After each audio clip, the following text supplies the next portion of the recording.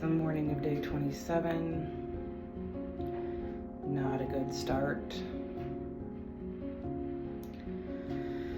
I was uncomfortable last night and I got up early and dropped a vitamin bottle onto a plate that basically combusted. Shards of glass everywhere. So then my coffee and my chlorophyll water had to be tossed, and I've had to thoroughly clean the counter, the floor, revealing that that was too much.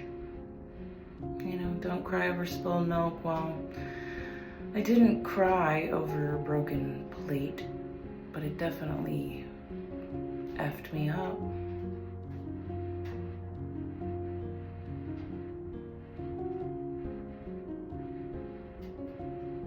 I'm needing to decide how and when I'm leaving for Indiana. Part of the question is if I'm going solo, because it's a lot for me to process right now. In some ways, I want support. In other ways, I just need to be able to support myself. And that's challenging sometimes, to know which way is more supportive. How can I best take care of myself?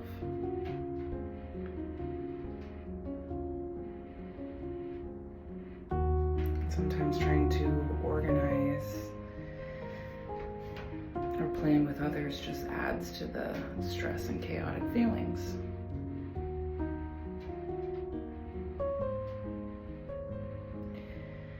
There's a bit of resistance in just facing all of this, not really knowing what this is going to be like until I get there and assess for myself. And the part of me that just doesn't feel ready.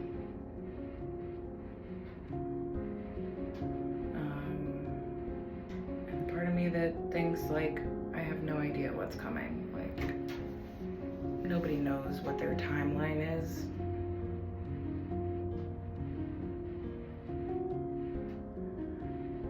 And I just don't want to be living from a place that I'm waiting on a timeline of, in a fear place. So it's really like the deep integration of the work of transforming my relationship with death and the aging process and the stages of dying.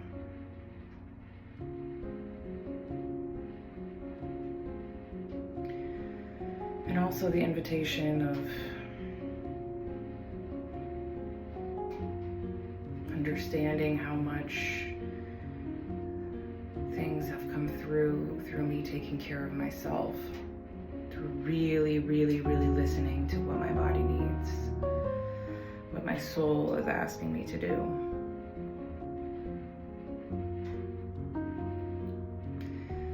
To not be a victim, but to be brave and curious and available to the medicine, to the teaching, to the learning, to the wonder, to the mystery.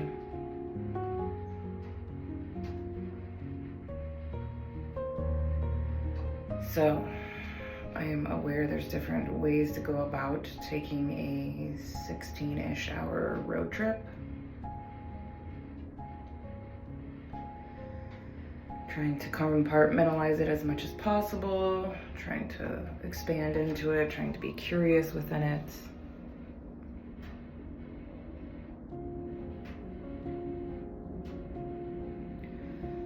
Whether to just straight shot it or stop.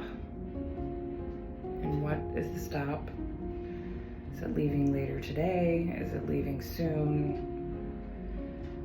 Is it leaving in the morning and just making a full day of it tomorrow? And what is my body up for? And am I meant to do this alone or not? Knowing that I'll never be alone, never actually alone. And what do I want to do with the time, assuming that I have it, to make this trip?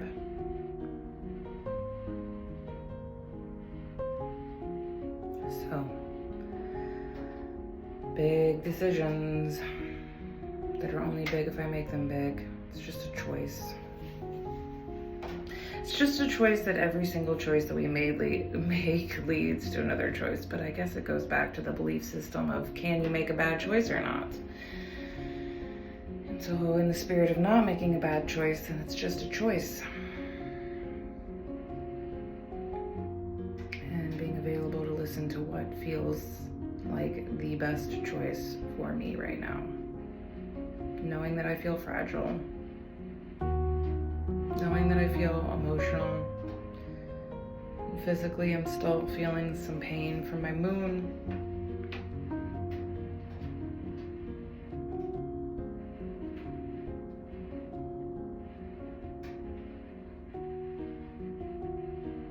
It's just kind of a lot to process. I was not intending to make the trip back to my hometown, and I'm not quite making it there. I'm making it to south of there, and it's just for a day, part of a day.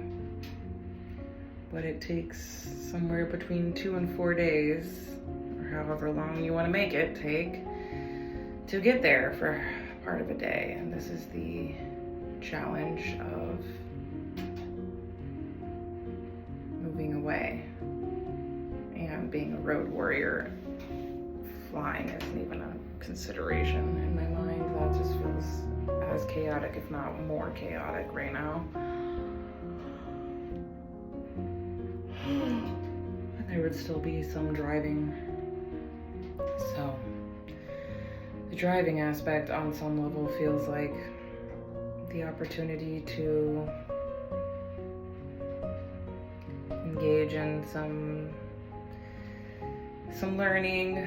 I've got class material I can listen to, and this online Earthkeeper Summit that I'm listening to, that I've got many videos still available. So maybe that's the invitation, is to listen to those as the ceremony and just embrace the ceremony of carving time out in craziness to take a road trip and immerse myself in this coursework and then these lectures and things that I had intended to listen to.